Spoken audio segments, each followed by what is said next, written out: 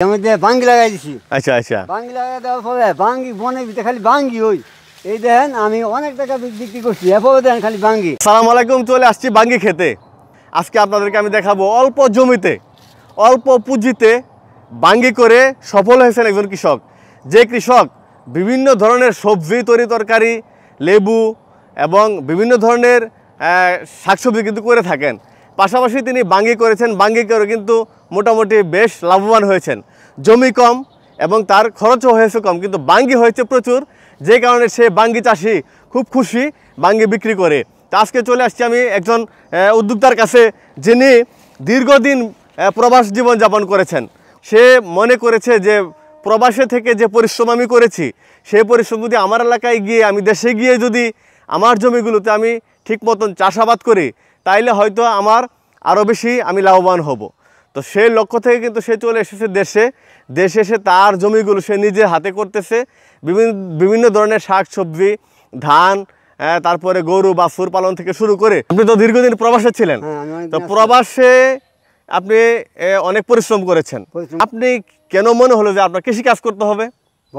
অনেক ব্যবসা দিলে অনেক সময় টিকে না, আবার মাই খেলা। আমরা কৃষি জমিতে ফসল করলে বেশ বড় ধরনের একটা মাই খাই না আমরা। কৃষি আমার ভালো লাগে। তো আপনি কি বিদেশে যাওয়ার আগে কৃষি কাজ করতেন? আমি কৃষি কাম করতাম। তার মানে কৃষি কাজ প্রতি আপনার একটা ভালোবাসা আছে। তো এই যে বিদেশ থেকে এই দেশে আসার পরে আপনার জমিগুলো আপনি চাষাবাদ করতেছেন, তাতে কি আপনি লাভবান হচ্ছেন মনে হয়? লাভবান আমি ইনশাআল্লাহ। অনেকে কিন্তু বিদেশ থেকে আসার পরে বেকার হয়ে যায়, কোনো কাজকর্ম করতে পারে না, ব্যবসা বাণিজ্য ঠিক মতো করতে পারে না। বৈশা খাওয়া বেকার হইবই, আইসা যদি বৈশা খা তা হাতের টাকা কদিন থাকবো।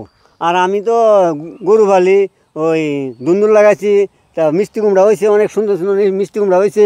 ভাঙ্গিকে তো আমি লাগাই গেছি, অনেক ফসল, এটা কোনো খরচ তো নাই, খালি লাগাই দিছি। বনের ভিতরে ভাঙ্গি ঠাসা ভাঙ্গি হয়েছে আলহামদুলিল্লাহ। পাড়া দিলে খালি ভাঙ্গি পাওয়া যায়, খালি ভাঙ্গি হই। তো আমি তো দেখলাম যে আপনার এটা লেবু ক্ষেত, তো এই লেবু ক্ষেতের ভিতরে আপনি ভাঙ্গি চাষ করলেন। এই লেবু ক্ষেত কৃষি অফিসার দিছে আমার সারা কম কৃষি ফসল করবেন। তারপরে আমি আবার এই মধ্যে ভাঙ্গি লাগাই দিছি। আচ্ছা আচ্ছা, ভাঙ্গি লাগাই দেওয়ার পরে ভাঙ্গি বনের ভিতরে খালি ভাঙ্গি হই। এই দেখেন আমি অনেক টাকা বিক্রি করছি, এরপরে দেখেন খালি ভাঙ্গি। এই যে ভাঙ্গি গুলা দেখতে পাচ্ছি আমরা জায়গায়, এই যে জায়গায় ভাঙ্গি। হ্যাঁ ঠিক আছে। তার মানে এই যে আপনি একটা লেবু ক্ষেতের মধ্যে ভাঙ্গি এমনিতে রাখছিলেন? এমনি লাগাচ্ছিলাম। এখান থেকে আপনি কি পরিমাণ ভাঙ্গি মনে হয় বিক্রি করছেন? আমি এখান জায়গাতে প্রায় আমি 15,000 টাকা উপর বেচছি। 15,000 টাকা খরচ হয়েছে? কত টাকা খরচ হয়েছে? কত 1,000-1,200 টাকা খরচ হয়েছে। মানে 1,000 থেকে 1,200 টাকা খরচ করেছে, 15,000 টাকা বিক্রি হচ্ছে। আরো কেমন বিক্রি করা যাবে? আরো 10,000 টাকা বেচতাম। তার মানে আরো 10-12,000 টাকা বিক্রি করা যাবে। আমরা দেখলাম জমিতে অনেক ভাঙ্গি আছে আল্লাহর রহমতে। বনের ভিতরে খালি ভাঙ্গি হই। তো চাষ করছিলেন মূলত এই লেবু নাকি? লেবু। এই লেবু চাষ করতে গিয়ে এই ভাঙ্গি, এটা ফাও। তার মানে অনেক সময় ফাও ফসলও কৃষকের লাভ দেয়।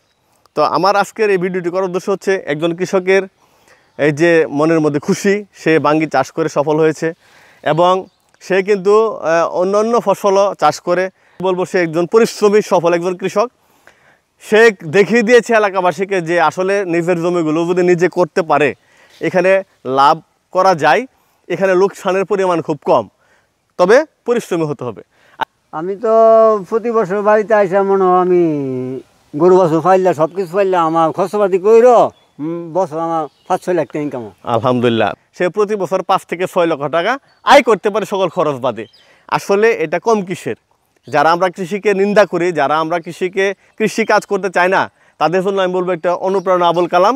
এই আবুল কালামের কৃষি জীবন আরও সাফল্যমণ্ডিত হোক,